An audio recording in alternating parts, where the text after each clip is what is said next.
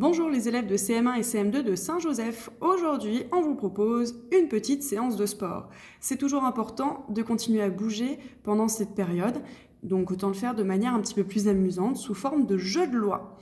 Je vais vous expliquer comment ça va fonctionner. Mais d'abord, avant de commencer, il va être très important d'avoir le bon matériel. Alors je vous explique un peu ce que j'attends comme matériel. Le matériel, donc ça va être important d'avoir une gourde ou une bouteille d'eau pour pouvoir vous hydrater lorsque vous faites du sport, c'est très important. Un dé pour pouvoir jouer, une tenue de sport, donc avoir une tenue adaptée pour pouvoir bouger, une paire de baskets pour ne pas se faire mal aux pieds, un peu d'espace autour de toi pour ne pas se faire mal ou déranger quelqu'un, des pions pour pouvoir les avancer sur le jeu de loi et un parcours du jeu de loi. Donc le parcours de jeu de loi, c'est bien celui-ci. Si vous pouvez l'imprimer, c'est génial.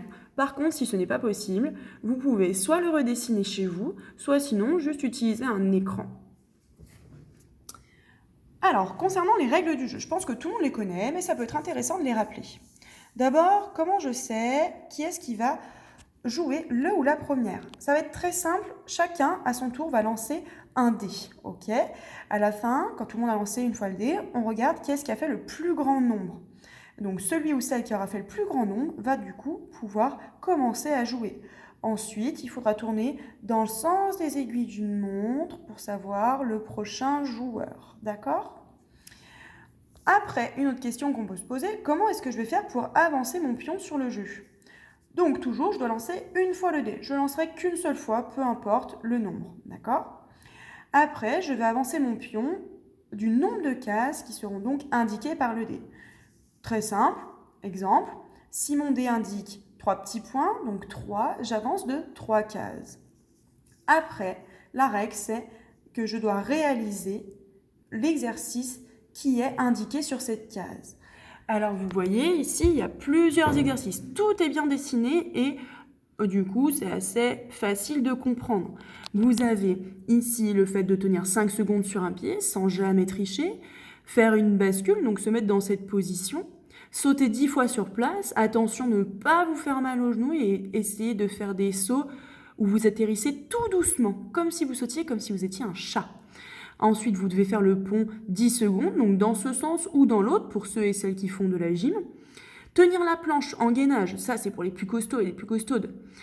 Ensuite, vous avez cette position à tenir et vous avez également le fait d'être capable de rester 15 secondes assis sans bouger. Voilà. Certainement d'autres exercices. Après, du coup, comment est-ce qu'on sait qui est-ce qui a gagné? Bien évidemment, ce sera le ou la première personne qui aura atteint la case arrivée. Après, pour les autres personnes qui vont atteindre cette case suite au premier. Donc, on va mettre une règle en place qui peut être un peu plus drôle. C'est que à chaque fois que quelqu'un atteint la case arrivée, du coup, il peut donner un défi aux autres personnes qui n'ont pas encore atteint cette case. Ce défi peut être sportif. Et bien évidemment, quand est-ce que se termine le jeu? Une fois que tout le monde est arrivé sur la case arrivée. En tous les cas, amusez-vous bien, bougez bien et faites du sport.